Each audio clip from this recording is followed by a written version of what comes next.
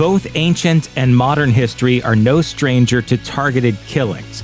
As people continue to wrong each other, prominent figures around the globe face the threat of violence. With that in mind, here are some infamous assassinations that changed the world forever.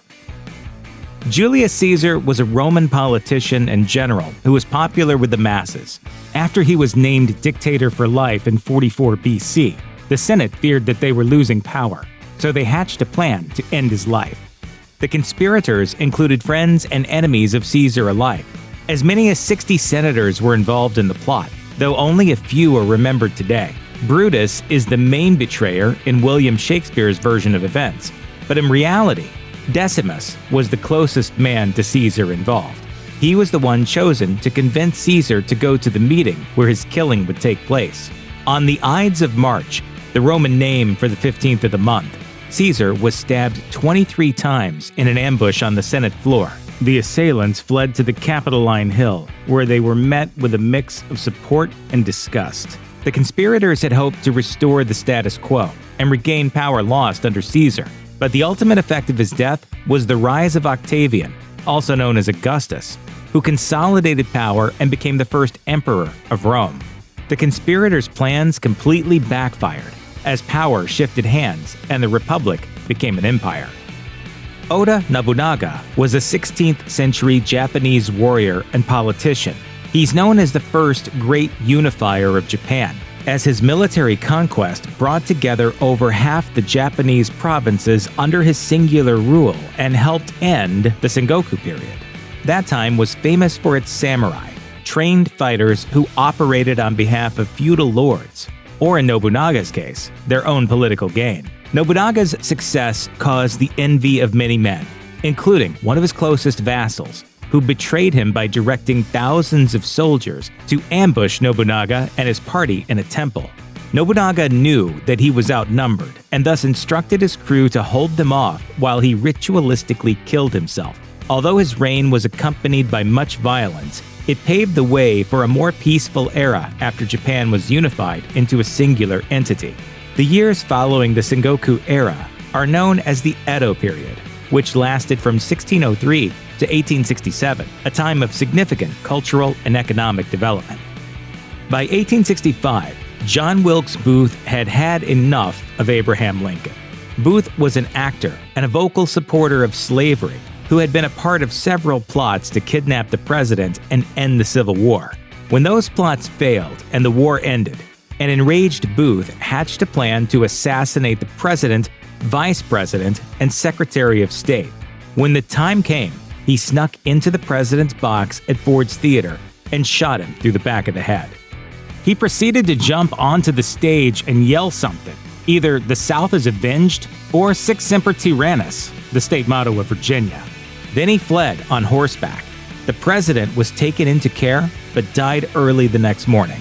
Lincoln was succeeded by Vice President Andrew Johnson, a former senator who remained loyal to the Union despite his Southern heritage. Alas, his leniency towards the South in the Reconstruction era resulted in near universal amnesty for Confederates, meaning that state leadership didn't change much following the war. Southern state governments sought to maintain the status quo as much as possible, writing strict black codes that essentially put black Southerners in nearly the same position that they were in before the war. After Austria-Hungary annexed Bosnia-Herzegovina in 1908, Austrian Archduke Franz Ferdinand journeyed to his new territorial acquisition to watch symbolic military exercises. The annexation was quite controversial, as Serbian and Bosnian nationalist sects had been growing since Austria first colonized Bosnia in 1878. The exercises were meant as a show of power, meant to dissuade any revolutionaries. Ferdinand's visit turned out to be a notably bad idea, as he was almost assassinated multiple times by the revolutionary group, the Young Bosnians. After smuggling bombs, guns, and cyanide capsules across the Serbian border into Bosnia, the Young Bosnians began to strike. They threw a bomb at the Archduke's car, which missed its target but injured bystanders. At least 2 young Bosnians were in close enough range to shoot, but they lost their nerve. Despite these near-death experiences, the Archduke and his wife decided to remain for their final scheduled event. As they were leaving, they accidentally turned down a side street where one of the disgruntled young Bosnians happened to be. Gavrilo Princip took advantage of the moment and fired, striking both Ferdinand and his wife. The two died at the scene, and Princip was taken into custody. The assassination led to World War I, with Austria-Hungary essentially blaming Serbia for the blood of its son. Patrice Lumumba was a renowned anti-colonial, pan-Africanist thinker and political leader in the Democratic Republic of the Congo's fight for independence from Belgium. When Belgium held democratic elections in an attempt to install a puppet regime, they instead accidentally got Lumumba elected as the DRC's first prime minister. When he took power, he instituted a number of progressive policies. But Belgium wasn't giving up its colony without a fight. Lumumba called on the Soviet Union for help defending against the colonial oppressors, which angered the Western world due to Cold War tensions. Chaos ensued, and multiple Western powers targeted Lumumba's life. Multiple plans were launched to incapacitate him, including hiring assassins and abductors. The CIA even flew in a rare poison to put in his toothpaste. After a series of mishaps and failed attempts, Lumumba was kidnapped, tortured, and shot to death by a firing squad on January 17, 1961. The incident was sadly not unique, as 6 African leaders' deaths were plotted by Western powers that decade. This had a lasting effect on African relations with Western nations, and has set the continent back significantly in terms of progressive policies. Tensions remain high to this day, and Belgium even formally apologized in 2018 for its role in Lumumba's death. Belgium is now taking steps to reassess that history, to honor those figures. It opened a square named after Patrice Lumumba. Sometimes referred to as the architect of apartheid, Hendrik Verwoerd was the Prime Minister of South Africa from 1958 until his death in 1966. It should perhaps come as no surprise then that the man who came to epitomize racial animosity in South Africa faced not one, but 2 assassination attempts. In the first, carried out by businessman David Pratt, Verwoerd sustained 2 shots to the face but survived. 6 years later, parliamentary page Dimitri Sefendis stabbed Verwoerd to death after ambushing him on the Senate floor. Both Pratt and Sefendis were tried under the pretense of lunacy. The categorization of them as insane was meant to deflect negativity from the apartheid regime. It worked. It wasn't until 2018 that Sefendis began to be viewed as a determined political radical rather than just crazy. Propaganda can have a powerful hold on society, even after the systems it was designed to protect have been dismantled. Martin Luther King Jr. was standing on the balcony of a Memphis motel when he was killed on April 4, 1968. The manhunt that followed led to the arrest of escaped convict James Earl Ray, who was apprehended in London's Heathrow Airport. He confessed nearly a year later and was charged with a 99-year sentence. Since the trial, though, King's family has repeatedly asserted their belief in Ray's innocence. Their skepticism lies in the FBI's repeated torture of King, a convenient bag of evidence left at the scene, and Ray's post-trial insistence that he was set up by a man named Raoul.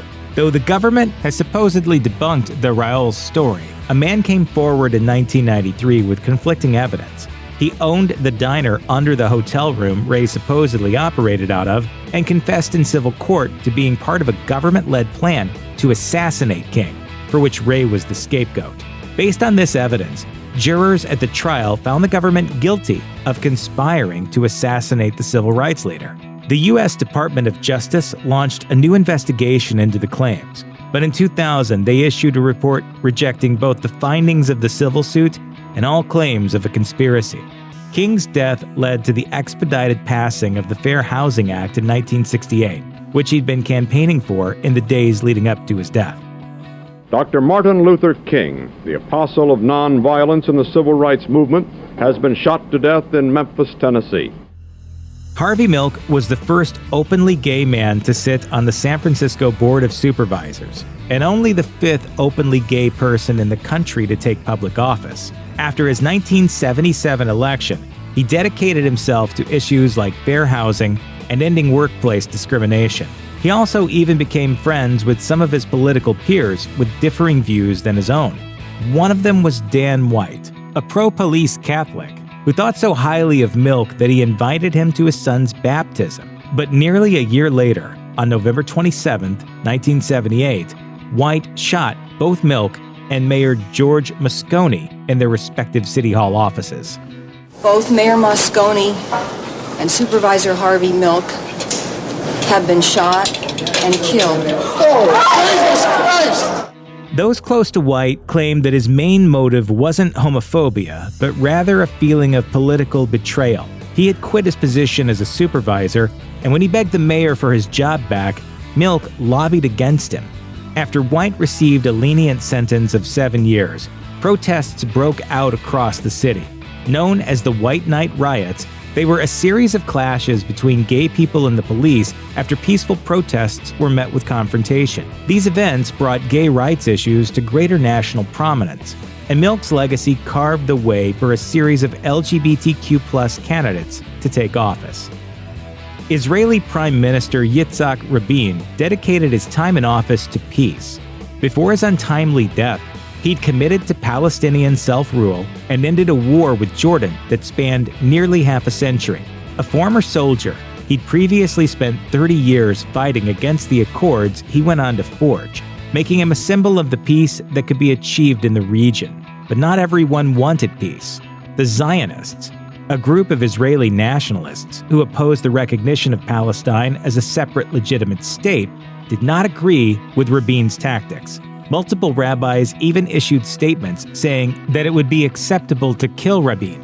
While attending a peace rally, Rabin's cohort urged him to wear a bulletproof vest, but he loved the people of Israel so deeply that he refused to believe someone in his nation would want to hurt him. His belief in his countrymen proved tragically unfounded, as he was shot twice in the back by devout Zionist Yigal Amir on November 4, 1995. Even more tragically, Amir got exactly what he wanted, as the peace between Israel and Palestine that had come so close under Rabin's tenure quickly crumbled under his successors. Truly shocking news from the Middle East tonight. Israel's Prime Minister Yitzhak Rabin has been assassinated.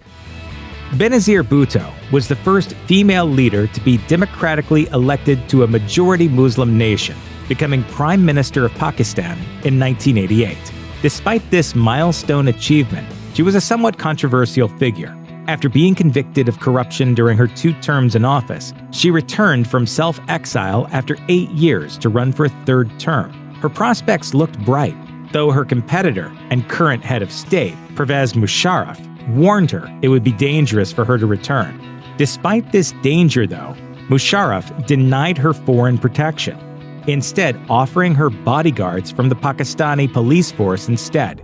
That protection would have been very welcome, because after surviving one assassination attempt in October 2007, Bhutto was killed that December. The Pakistani Taliban initially claimed credit for her death, but the Pakistani government's handling of the situation led to plenty of suspicion. The official narrative was that Bhutto had died when shrapnel from a suicide bomber's vest cracked her skull. But doctors performing her autopsy claimed that they were told to keep quiet about the gunshot wounds they found.